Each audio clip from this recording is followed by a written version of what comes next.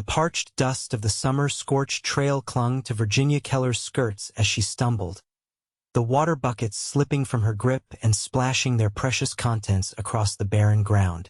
A strangled cry escaped her lips as she fell to her knees, palms scraping against the hard-packed earth.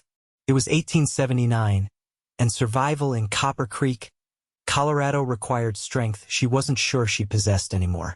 "Whoa there!" A deep voice called from behind her. The sound of boots approaching made her tense.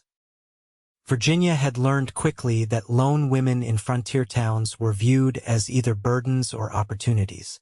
She turned to see a tall figure silhouetted against the setting sun. A man with broad shoulders, a weathered Stetson, and concerned eyes that caught her off guard. He moved with the easy confidence of someone accustomed to hard living, his spurs jingling softly with each step. "Let me help you with those," he said, reaching down to collect the fallen buckets. His hands were rough, marked with calluses that spoke of long days of physical labor. "You shouldn't be carrying these alone." Virginia wiped her hands on her apron, embarrassed by her clumsiness. "I'm perfectly capable," she insisted, though the throbbing in her ankle suggested otherwise. The stranger's mouth curved into a gentle smile as he filled the buckets from the nearby stream. "I don't doubt it, madam, but everyone needs a hand sometimes." He secured the lids and lifted both containers effortlessly. "Name's Benjamin Ryder. Most folks call me Ben." "Virginia Keller," she replied, attempting to stand and wincing as pain shot through her leg. Ben set the buckets down immediately. "You're hurt." It wasn't a question. His brow furrowed with concern as he knelt beside her, careful to maintain a respectful distance. "May I?" he asked, gesturing toward her ankle. Virginia hesitated. She'd been in Copper Creek just 3 weeks. Having arrived from Boston after her father's passing left her with nothing but debts and painful memories. Trust didn't come easily anymore. "I promise I'm just trying to help," Ben added softly, sensing her reluctance. With a small nod, Virginia allowed him to examine her ankle. His touch was surprisingly gentle for hands so clearly meant for rougher work. "Might be a sprain," he concluded, "but we should get you off it either way." He stood and offered his hand. "Rest with me a while. There's shade by those cottonwoods, and I've got some coffee brewing at my camp." "I couldn't possibly impose," Virginia began, though the thought of resting her throbbing ankle was tempting. "No imposition at all," Ben insisted. "I've been riding alone too long. Some company would do me good." His eyes crinkled at the corners when he smiled, revealing a warmth that made Virginia's resolve waver. When she still hesitated, he added, "I give you my word as a gentleman that you'll be safe with me, Miss Keller, and if you'd prefer, we can sit right here in plain view of the trail." There was something in his earnest expression that Virginia found herself trusting despite her better judgment. "Very well, Mr. Ryder. I suppose I could rest for a moment." With surprising strength, Ben helped her to her feet. Virginia leaned against him, trying to keep weight off her injured ankle. The unexpected closeness made her breath catch. She hadn't been this near to a man since leaving Boston, and certainly not one who smelled of leather, pine, and open skies. "My camp's just over that rise," Ben explained, retrieving the water buckets with his free hand while supporting her with the other. "Been working cattle for the Harrington spread about 10 miles north. Just delivered a herd to the railhead and taking a day or two before heading back." Virginia nodded, focusing on putting one foot in front of the other. "I'm staying with Mrs. Abernathy. She runs the boarding house in town." "Martha Abernathy." Ben's face brightened. "Fine woman. Makes the best apple dumplings west of the Mississippi." "You know her?" "Everyone knows Martha," Ben chuckled. "Been coming through Copper Creek twice a year for the past 5 seasons. She always saves me a slice of pie when I'm in town." As they crested the small hill, Virginia saw a modest campsite beneath a cluster of cottonwood trees. A small fire crackled cheerfully, a coffee pot nestled in the coals. A chestnut gelding grazed nearby, lifting its head curiously at their approach. "That's Rusty," Ben explained, helping Virginia to a flat rock near the fire. "Best cow horse I've ever had." Virginia settled onto the makeshift seat, extending her injured leg carefully. "He's beautiful." Ben placed the water buckets safely aside and knelt to tend the fire. "Been with me through dust storms, blizzards, and more river crossings than I can count." His voice held affection that made Virginia smile. "How long have you been a cowboy, Mr. Ryder?" she asked as he poured coffee into a tin cup and offered it to her. "Call me Ben, please." He sat across from her, respectful distance maintained. "Been riding since I was 15. Started as a wrangler, worked my way up to trail boss by 23. He took a sip from his own cup. "What brings a lady like yourself to Copper Creek, if you don't mind my asking?" Virginia wrapped her fingers around the warm cup, considering how much to share. "My father passed 6 months ago, left nothing but debts and bad memories. My cousin Martha offered me a place to stay until I found my footing." Ben's expression softened with genuine sympathy. "I'm sorry for your loss." "Thank you," she replied, surprised by his sincerity.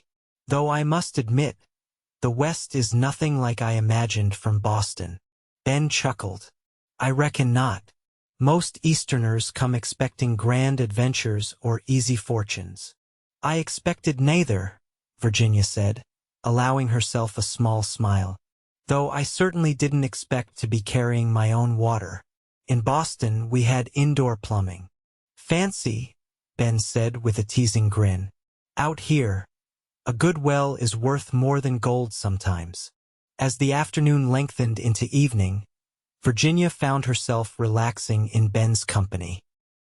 He shared stories of cattle drives and frontier towns, of starlit nights on the open range and the camaraderie of cowboys. His tales painted a different picture of the West than the savage wilderness she'd feared. "I should return to town," Virginia said reluctantly as twilight deepened. "Martha will worry." Ben nodded, rising to his feet. "I'll take you back and explain what happened." He hesitated, then added, "If you'd permit me, I'd like to check on you tomorrow. Make sure that ankle's healing proper." Virginia felt a flush of warmth that had nothing to do with the coffee. "I'd like that, Mr. Ryder, Ben." He smiled, a genuine expression that reached his eyes. Then it settled. He doused the fire carefully before helping her to her feet. "Think you can ride? It'll be easier than walking back." Virginia eyed Rusty with apprehension. "I've never ridden astride before." "No time like the present for new experiences," Ben said, leading the horse closer. "I'll be right behind you." With careful instruction and strong hands to assist her, Virginia found herself seated on the saddle, her injured ankle spared any weight. Ben swung up behind her, reaching around to take the reins. The unexpected intimacy of his chest against her back made her breath catch. "Comfortable?" he asked, his voice close to her ear. "Yes," she managed, though comfort wasn't precisely what she felt. Something far more unsettling and exciting coursed through her veins. Ben clicked his tongue, and Rusty began a gentle walk toward town, the water buckets secured to either side of the saddle. As they rode, Virginia became increasingly aware of Ben's presence, the steady rhythm of his breathing, the strength in his arms as he guided the horse, the warmth of him against the cooling evening air. The lights of Copper Creek appeared ahead, and Virginia felt an unexpected twinge of regret that their journey was ending. Ben guided Rusty directly to the Abernathy boarding house, a 2-story clapboard building with a wide front porch. Martha Abernathy stood on the steps, her round face creased with worry that dissolved into relief at the sight of her cousin. "Virginia, I was about to send Mr. Peterson to look for you. I'm sorry to have worried you," Virginia called as Ben halted Rusty at the hitching post. Martha's gaze shifted from Virginia to Ben, and a knowing smile spread across her face. Benjamin Ryder, as I live and breathe. Should have known you'd be riding through soon. Ben tipped his hat respectfully as he dismounted. Evening, Mrs. Abernathy. Found your cousin when she took a fall by the creek. Might have twisted her ankle. Martha hurried down the steps as Ben lifted Virginia carefully from the saddle. Bring her inside, Ben. I'll fetch some witch hazel and bandages. Virginia found herself carried effortlessly up the porch steps in Ben's arms, an experience both mortifying and thrilling. This really isn't necessary, she protested weakly. Nonsense, Martha called over her shoulder as she held the door open. The boy's just being a gentleman. Something in short supply out here. Ben set Virginia gently on the parlor sofa before retrieving the water buckets from Rusty. By the time he returned, Martha had already removed Virginia's boot and was examining her swollen ankle. Just a sprain, Martha confirmed. But you'll need to stay off it for a few days. Virginia groaned. But my position at the schoolhouse will still be there when you're healed, Martha interrupted firmly. I'll speak to Reverend Simmons myself. Ben lingered by the doorway, hat in hand. If there's anything else you need. Martha looked up with that same knowing smile. Why don't you join us for supper, Ben? I made chicken and dumplings. Virginia caught the hopeful glance Ben cast her way before responding. That's mighty kind, Mrs. Abernathy. If it's no trouble. None at all, Martha insisted, already bustling toward the kitchen. You can tell us about your travels while we eat. That evening marked the beginning of something neither Virginia nor Ben could have anticipated. Over Martha's excellent cooking, Ben shared tales of the trail that had both women alternating between laughter and astonishment. Virginia found herself captivated not just by his stories but by the man himself, his quiet confidence, his respectful manner, the way his eyes seemed to find hers across the table even when speaking to Martha. As the evening drew to a close, Ben rose reluctantly. I should let you ladies rest. It's been a long day. Martha, with the subtlety of a charging buffalo, suddenly remembered urgent mending in her room, leaving Virginia and Ben alone in the parlor.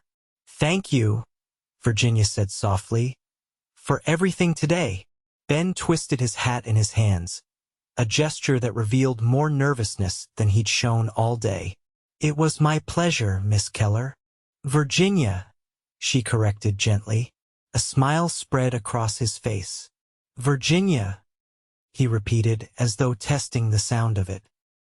I meant what I said earlier.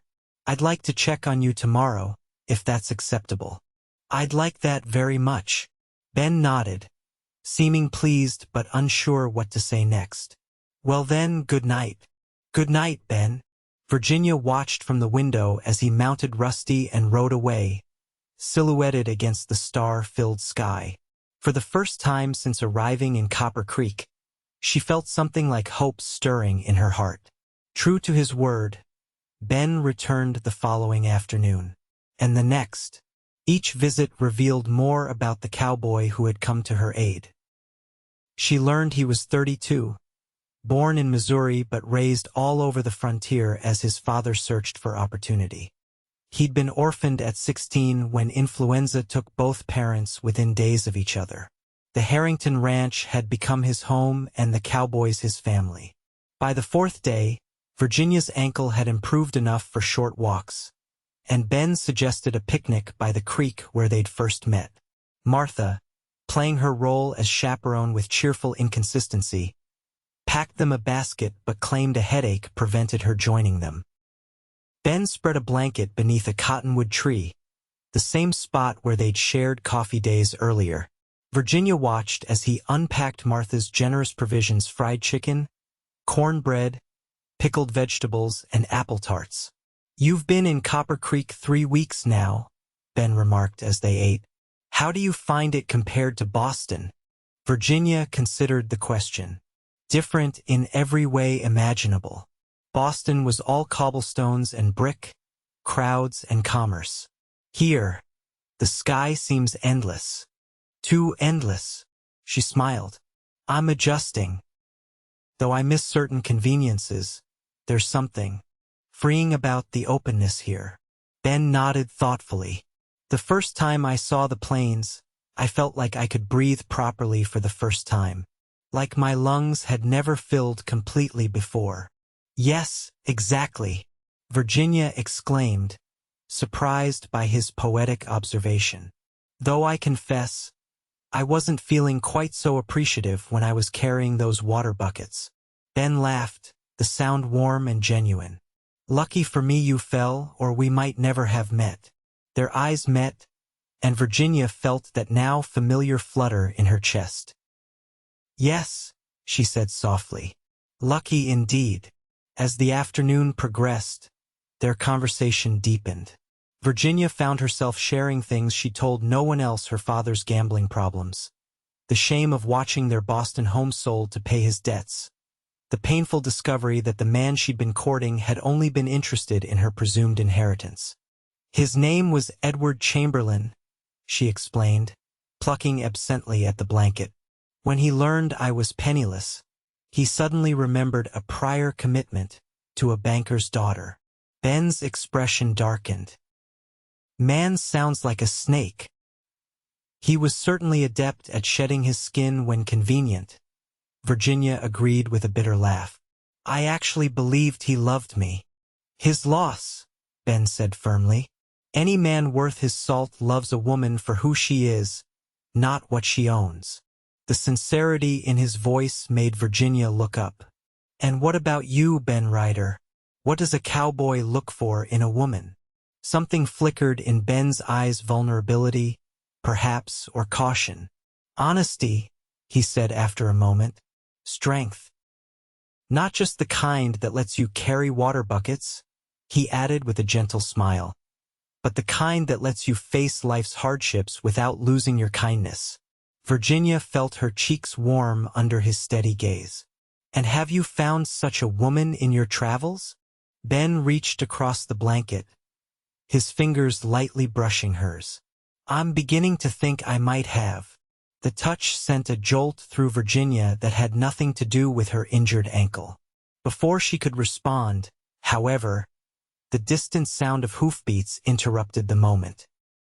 A rider approached from the direction of town, moving at an urgent pace. Ben stood, instinctively placing himself between Virginia and the newcomer. The rider reined in his lathered horse, recognition dawning as he spotted Ben. Ryder, thank God. We've been looking all over for you. Ben stepped forward, tension evident in his stance. What's wrong, Cooper? Rustlers hit the North Range last night. Harrington sent riders in all directions. You're needed back at the ranch immediately. Virginia watched Ben's expression shift, duty hardening his features even as regret filled his eyes when he turned back to her. I have to go, he said, kneeling beside her. Rustlers are desperate men. Mr. Harrington will need every hand. Virginia nodded, trying to hide her disappointment. Of course, you must go. Ben hesitated, then reached for her hand, his calloused fingers closing gently around hers. I'll be back as soon as I can. I promise. Be careful, she whispered. He held her gaze for a long moment before standing. Cooper, help me get Miss Keller back to town before we ride out. The journey back to the boarding house was rushed and tense, Cooper clearly anxious to be on their way.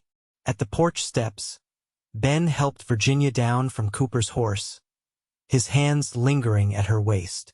I meant what I said, he told her quietly. I'll come back. Virginia nodded, unable to trust her voice. She'd known Ben Ryder less than a week, yet the thought of him riding into danger made her heart clench painfully. Go, she finally managed. They need you.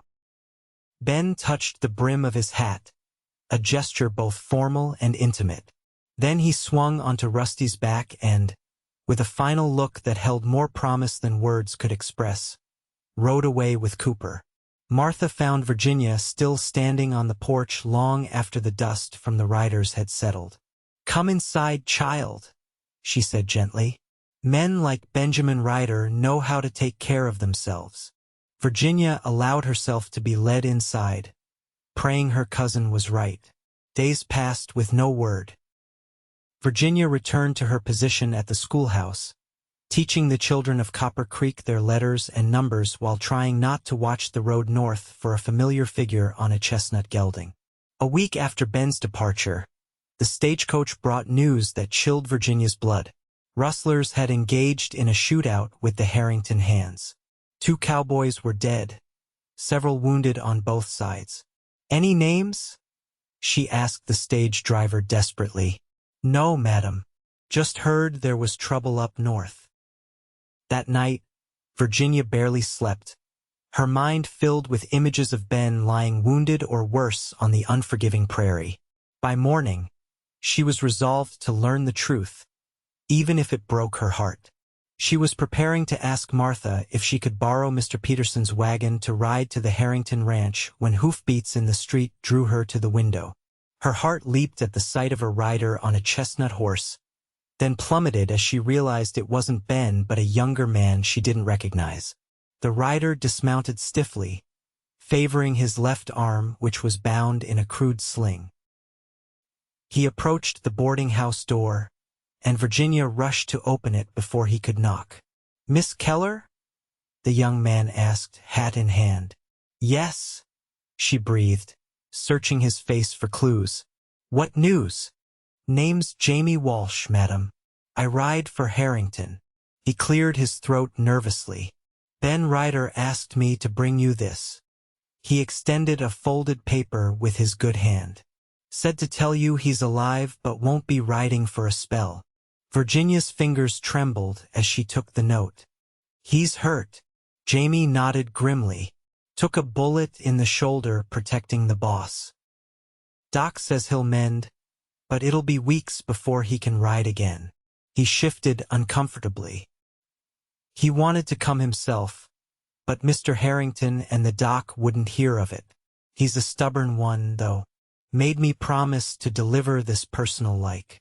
Virginia clutched the paper to her chest. "Thank you for bringing it. Would you like to come in? Rest before your return journey." Jamie shook his head. "Much obliged, but I best get back. Ben will have my hide if I don't report that I delivered his message proper." He touched his hat brim. "Madam." As soon as Jamie rode away, Virginia unfolded the paper with shaking hands. Ben's handwriting was rough but legible. "Virginia, I'm sorry I couldn't keep my promise to return quickly. Circumstances beyond my control. Doctor says I'll recover fully given time and rest. I understand if you've moved on by then, but I hope you'll wait for me. There's much I need to say to you in person. Things a man shouldn't write in a letter. Yours, if you'll have me." Ben. Virginia read the note 3 times, her heart racing at those final words. "Yours, if you'll have me." She'd known this man barely a week, yet somehow he'd carved a place in her heart that no one had occupied before. "What does it say?" Martha asked, appearing in the doorway with barely concealed curiosity. Virginia handed her the note, watching as her cousin's expression softened. "Well," Martha said after reading it, "seems like you have a decision to make." "What do you mean?" Martha returned the paper. "You could wait for him to heal and return. Or, a sly smile crossed Martha's face. "Or you could go to him." Virginia stared at her cousin in shock. "Go to him? At the Harrington ranch? That would be highly improper." "Pa!" Martha waved dismissively. "Propriety is a luxury of civilization. Out here we make our own rules. Besides," she added with a wink, "I happen to be good friends with Eleanor Harrington. I'm sure she'd welcome a visit from her old friend and her young cousin." Virginia's mind raced with the possibility. "But the school is nearly finished for the summer term. 3 more days. Martha took Virginia's hands in hers. Child, I've watched you these past weeks. You came here broken in spirit, just trying to survive. Since meeting Ben Ryder, you've begun to live again. Virginia couldn't deny the truth in her cousin's words. It's happening so fast. Life out here doesn't wait for proper Boston courtships, Martha said gently. When you find something good, you hold on to it with both hands. 3 days later, Virginia found herself in Martha's wagon, traveling north toward the Harrington Ranch. Her stomach fluttered with nerves as they approached the sprawling property. What if Ben's feelings had changed during their separation? What if his letter had been written in a moment of weakness, fever-induced sentimentality he now regretted? The main house came into view, a substantial 2-story structure surrounded by corrals, bunkhouses, and various outbuildings. A woman with silver-streaked dark hair emerged onto the porch as they drove up, her face lighting with recognition. Martha Abernathy! What a wonderful surprise! She hurried down the steps as Martha halted the wagon. Eleanor, Martha called warmly. It's been too long. The women embraced while Virginia climbed down from the wagon, smoothing her skirts nervously. And this must be your cousin from Boston, Eleanor Harrington said, turning to Virginia with a welcoming smile. I've heard quite a bit about you, my dear. Virginia's cheeks warmed. You have? Eleanor laughed. A certain injured cowboy has been quite talkative during his recovery, when he's not being impossibly stubborn about trying to get back to work before he's healed. How is he? Virginia asked, unable to contain her concern any longer. Eleanor's expression softened. Improving daily. The bullet missed anything vital, thank God. But he developed a fever that had us worried for a few days. She took Virginia's arm gently. He's been asking about you every day. I think your visit will do more for his recovery than all of Dr. Wilson's medicines combined. Eleanor led them into the house, explaining that Ben had been moved from the bunkhouse to a small guest room off the kitchen where they could better tend to him. My husband insisted, she explained. Ben saved his life during the shootout, pushed him out of the way, and took the bullet meant for Thomas. Virginia's heart swelled with pride even as fresh worry gripped her. She barely registered Martha and Eleanor's conversation as they approached a closed door at the rear of the house. He might be sleeping, Eleanor cautioned, knocking softly. When no response came, she eased the door open and peered inside. He's resting. Virginia, would you like to sit with him while Martha and I catch up? I'll have some refreshments sent in. Virginia nodded, suddenly speechless as she glimpsed Ben through the partially open door. Eleanor ushered her inside, then tactfully withdrew with Martha, closing the door behind them. The room was small but comfortable, with a window overlooking a vegetable garden. Ben lay in a narrow bed, his upper body propped with pillows, a bandage visible beneath his open shirt. His face was paler than she remembered, a week's growth of beard darkening his jaw. His eyes were closed, his breathing deep and even. Virginia moved quietly to the bedside chair, her heart aching at the sight of him so vulnerable. She reached out hesitantly, her fingers hovering over his hand before gently covering it with her own. Ben's eyes opened immediately, confusion giving way to disbelief as he focused on her face. Virginia! His voice was hoarse. Am I dreaming again? The again made her smile. No dream, she assured him, squeezing his hand. I'm really here. He struggled to sit up straighter, wincing as the movement pulled at his wound. How? Why? Carefully, she cautioned, helping adjust his pillows. Martha arranged everything. As for why? She met his gaze steadily. Your letter said you had things to tell me in person. I decided I didn't want to wait to hear them.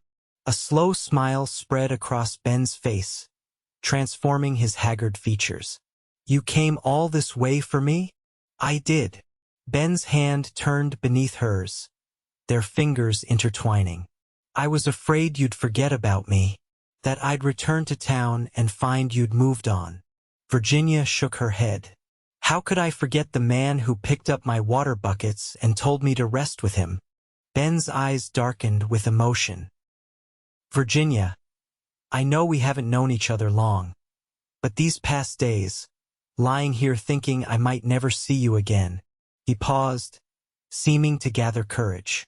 I've never felt this way about anyone before. When I'm with you, I feel like I've found something I didn't even know I was missing. Virginia's heart soared at his words. I feel the same way, she admitted. It terrifies me how quickly you've become important to me. Ben tugged gently on her hand, drawing her closer until she perched on the edge of the bed. I'm not a wealthy man, he said seriously. I don't own land or a fine house.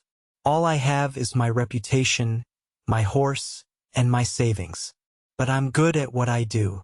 Mr. Harrington's offered me a position as his foreman once I'm healed. Ben, let me finish, he insisted softly. I know proper courting takes time, and I intend to court you properly, Virginia Keller. But I also want you to know my intentions from the start. I want to build a life with you if you'll have me. Tears pricked Virginia's eyes at the sincerity in his voice. I didn't come all this way to say goodbye, Ben Ryder. The joy that spread across his face was worth every mile of the journey. Ben raised her hand to his lips, pressing a kiss to her knuckles. Then I'll get well as quick as I can, so I can start courting you proper. Virginia laughed, happiness bubbling through her. I think we're well past proper, don't you? After all, I'm sitting on your bed in a strange house, holding your hand with no chaperone in sight. Ben's eyes twinkled. Scandalous, he agreed. Your Boston friends would be horrified. Let them be, Virginia said firmly. I've found where I belong.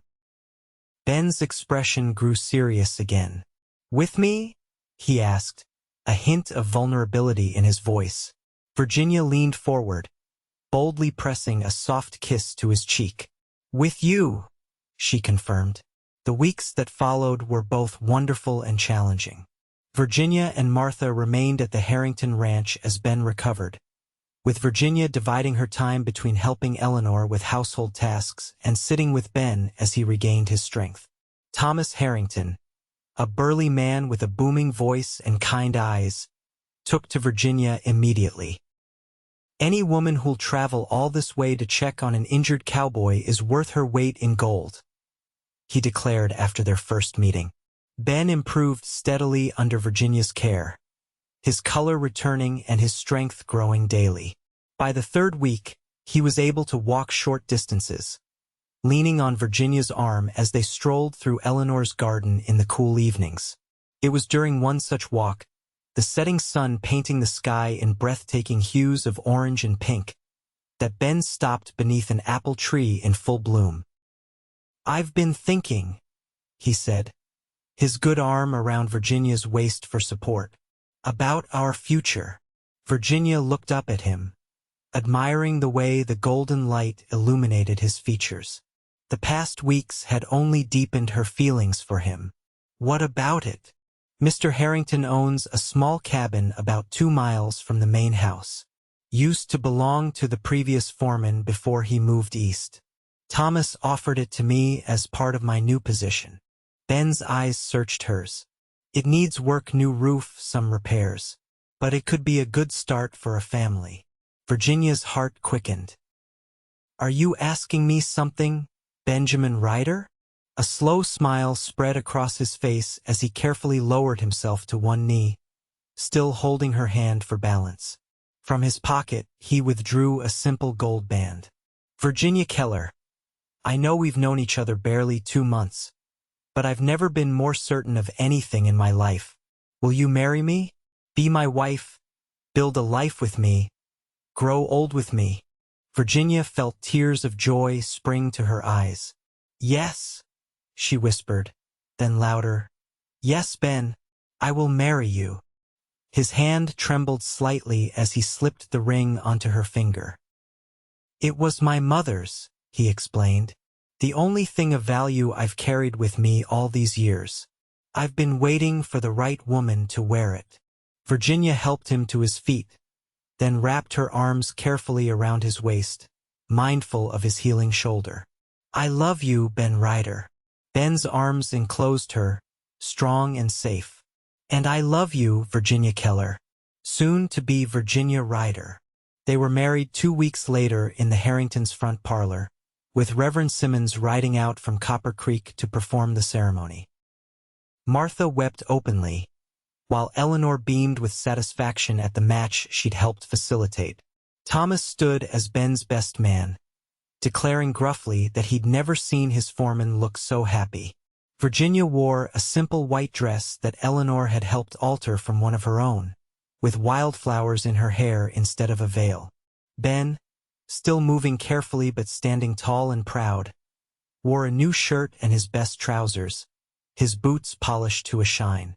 "I, Benjamin, take thee, Virginia, to be my wedded wife," he vowed, his voice clear and unwavering.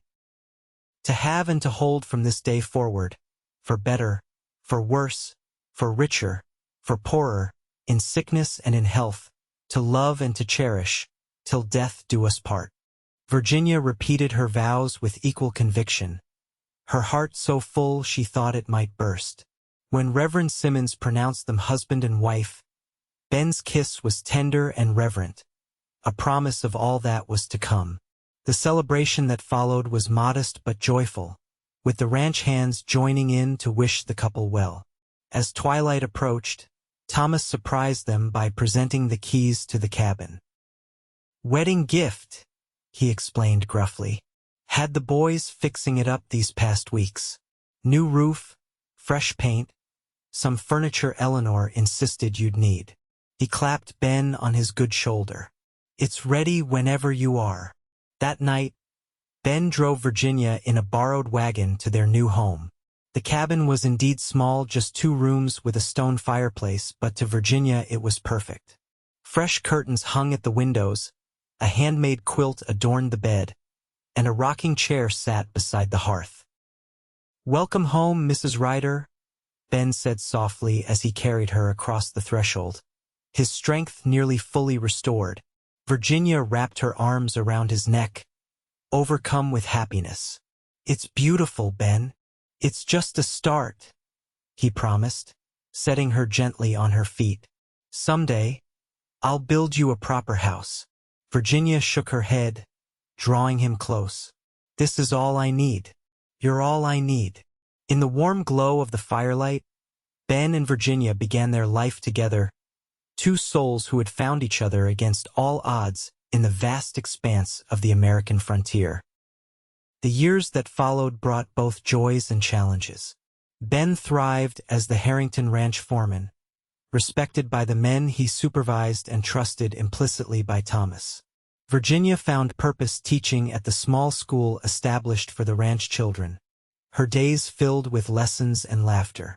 Their tiny cabin gradually expanded as Ben added rooms, first a proper kitchen, then a small nursery when Virginia discovered she was expecting their first child. William Thomas Ryder arrived on a stormy spring night in 1881, with Eleanor serving as midwife while Ben paced anxiously outside. "He has your eyes," Virginia whispered as Ben held his son for the first time, his expression a mixture of awe and terror. "And your stubborn chin," Ben replied, voice thick with emotion. "Hello, little man. We've been waiting for you." Life settled into a rhythm of seasons and milestones. Sarah Martha Ryder joined the family 2 years after her brother, a spirited girl with her father's charm and her mother's determination. Ben built a 3rd bedroom onto the cabin, joking that if their family kept growing, they'd need a proper ranch house after all. Virginia's cousin Martha visited often, delighting in her role as honorary grandmother to the children. During one such visit, as they watched Ben teaching 5-year-old William to ride his first pony, while Sarah clapped her hands in excitement, Martha nudged Virginia gently. Remember when you first arrived in Copper Creek? So determined to make it on your own. So certain that happiness wasn't in the cards for you. Virginia smiled, her hand resting on the slight swell of her abdomen where their third child was growing. I remember being terrified of everything. The openness, the hardships, the uncertainty. And now look at you, Martha said proudly, a frontier woman through and through, with a man who adores you and children who are thriving. Virginia watched as Ben swung Sarah up onto the pony behind her brother, his laughter carrying across the yard. I have everything I never knew I wanted, she admitted, all because I fell carrying water buckets, and a kind cowboy stopped to help me. And told you to rest with him, Martha added with a wink. Best advice you ever took, I'd say. Virginia couldn't disagree. Her gaze met Ben's across the yard, and the love she saw reflected there still made her heart skip a beat, even after all these years. He lifted a hand in greeting, his smile as warm as the day they'd met. Life in the West wasn't easy. There were droughts and blizzards, economic hardships, and the constant challenges of frontier living. But through it all, Ben and Virginia faced each day together, their bond strengthening with every obstacle overcome. By 1889, their family had grown to include 4 children: William, Sarah, young Benjamin, and little Rebecca. The cabin had been replaced by a proper house that Ben had built with his own hands, with help from the ranch hands and neighboring families. It stood on a small parcel of land that Thomas Harrington had deeded to them as a 10th anniversary gift, a gesture that had moved Ben to uncharacteristic tears. On warm summer evenings, the family would gather on the wide front porch, Ben and Virginia sitting side by side in matching rocking chairs, while the children played in the yard. Sometimes Ben would tell stories of his cattle driving days, much to the children's delight. Tell us again how you met Mama, Sarah would often request, though she'd heard the story countless times. Ben would wink at Virginia before beginning. Well, I was riding back from town when I saw the prettiest lady I'd ever laid eyes on. She was carrying water buckets that were much too heavy for her, and just as I was about to offer help, she stumbled and fell. And then what, Papa? Little Rebecca would prompt, though she knew every word by heart. Ben's voice would soften. I took those buckets and told her, rest with me. And you know what? She did. It was the luckiest day of my life. Virginia would reach for his hand then, their fingers intertwining just as they had that day in the sickroom at the Harrington Ranch. Mine too, she would say softly. As the children grew, so did their little homestead. Ben added a stable for their horses, expanded their vegetable garden, and planted an orchard that Virginia tended with loving care. They weren't wealthy by Eastern standards, but they were rich in ways that mattered most: family, community, purpose, and love. The West changed around them. The railroad expanded, bringing more settlers. Towns grew into cities. The wild frontier gradually yielded to civilization.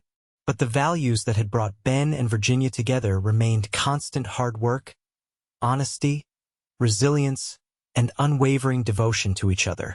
On their 20th anniversary, Ben surprised Virginia by taking her back to the spot by the creek where they'd first met.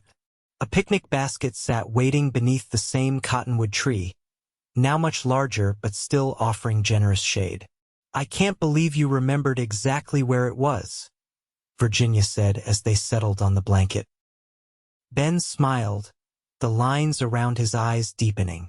At 52, his hair was peppered with gray, but he was still handsome and strong, still capable of making her heart race with a single look.